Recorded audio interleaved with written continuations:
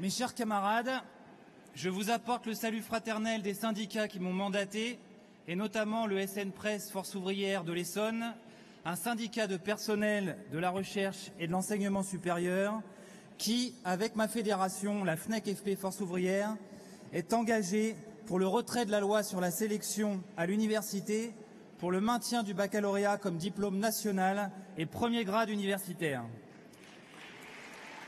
Camarades,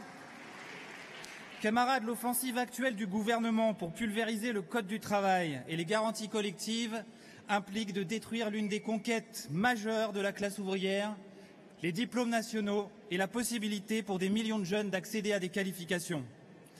Cette conquête est une cible permanente du patronat.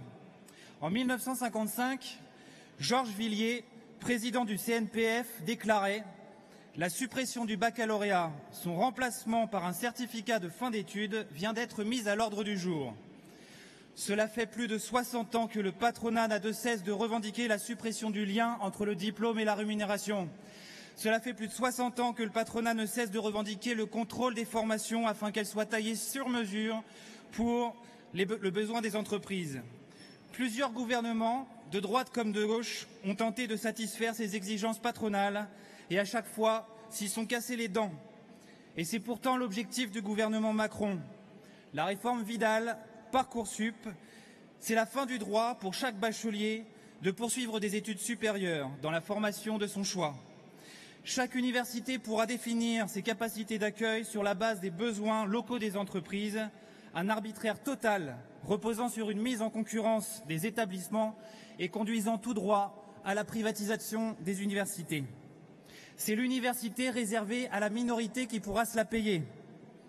Au même moment, et ce n'est pas un hasard, le gouvernement veut confier le pilotage et le financement de l'apprentissage aux patrons au niveau des branches professionnelles, ce qui aboutirait à accélérer le processus de destruction des titres et des diplômes.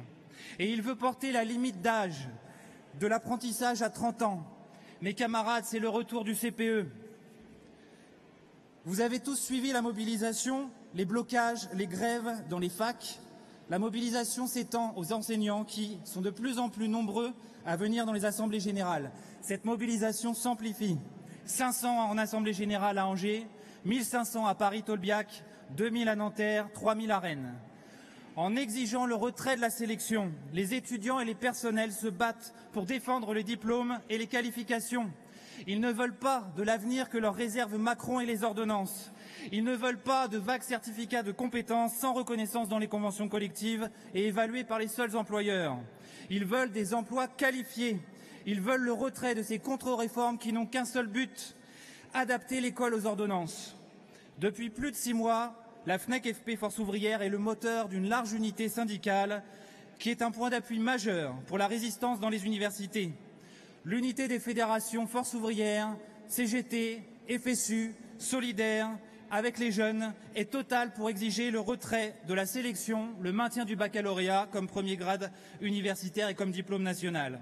Et aujourd'hui, le gouvernement envoie les CRS dans les facultés pour tenter de briser cette résistance. Il choisit l'épreuve de force et la répression. Macron ose parler d'une minorité d'agitateurs professionnels. En réalité, ce sont des étudiants qui défendent leur avenir. Ce sont des enseignants qui défendent leur statut comme les cheminots défendent le leur. Alors oui, toutes les assemblées générales qui se tiennent dans les établissements, dans les universités, ont le regard tourné vers les cheminots en grève. Parce que les salariés et la jeunesse ont intérêt à ce que les cheminots fassent reculer le gouvernement. Cette grève des cheminots qui d'ores et déjà a changé toute la donne pose la question du rapport de force interprofessionnel de tous les salariés publics, privés, appuyés sur leur confédération dans la grève pour bloquer le pays, pour bloquer cette politique. C'est ce que tous les salariés attendent.